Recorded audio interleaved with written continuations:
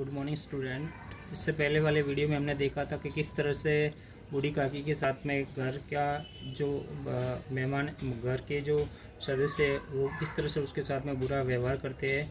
ठीक है, किस तरह से वो लाडली भी परेशान होती है। अब आगे पढ़ते हैं। रात के 11 बज गए थे, रात के 11 बज चुके थे।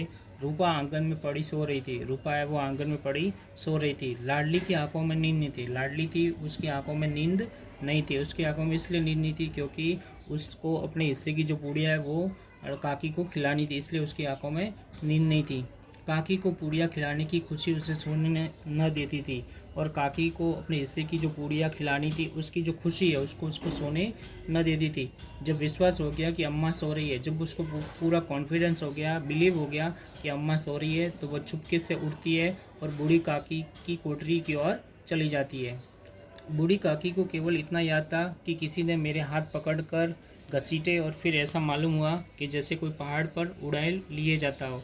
बूढ़ी काकी को केवल इतना याद था कि किसी ने उसके हाथ पकड़कर उसको घसीट कर और ऐसा पटक दिया, जैसे मालूम होता है कि जैसे कोई पहाड़ पर उठाए लिए उसको जाता है। उनके पैर बार बार पत्थरों से टकराए, तो किसी ने उन्हें पहाड़ पर दे पटका हो और वे मूर्छित हो गए। और उन्हें ऐसा लग रहा है कि उनके पैर बार बार पत्थरों से टकराए, और तब किसी ने उन्हें पहाड़ पर दे पटका और वे क्या हो गए, मूर्छित हो गए। मूर्छित का मतलब होता है बेहोश हो जाना, अचेतन हो जाना। जब वे सचेत हुई तो किसी की जरा सी आहट न मिलती थी, और बाद में उनको वो होश आता है, सचेत होती है तो ऐसा लगता है कि जरा सी आहट न मिलती थी, मतलब जरा सी भी आवाज़ न मिलती थी। उन्होंने समझा कि सब लोग खा पी कर सो गए हैं। तब उन्होंने समझा कि घर के जितने भी लोग हैं वो सब खा पी कर के सो गए।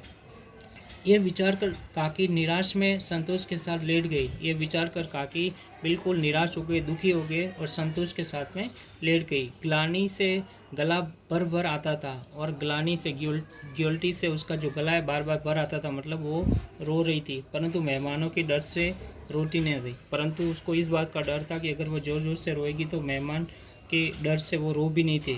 सहसा उनके कानों में आवाज़ आई। अचानक उसके कानों में एक आवाज़ आई, काकी उठो, मैं पूड़ियाँ लाई हूँ। अचानक उसके कानों में एक आवाज़ आती है, और वो आवाज़ किसी और की नहीं, की लाडली की होती है, और कहती है, काकी उठो, मैं पूड़ियाँ लाई हूँ। काकी ने लाडली की बोली पहचान ली। काकी ने जो लाडली की आवाज़ थी उसको पहचान ली। चटपट उठ बैठी, एकदम खड़ी हो जाती है, बैठ जाती है। दोनों हाथों से लाडली को टटोला, दोनों हाथों को लाडली को टटोला, और उसको किसमें, गोद में बिठा लिया। लाडली ने पूड़ियाँ निकाल करके दादी को, बूढ़ी काकी को दे दी।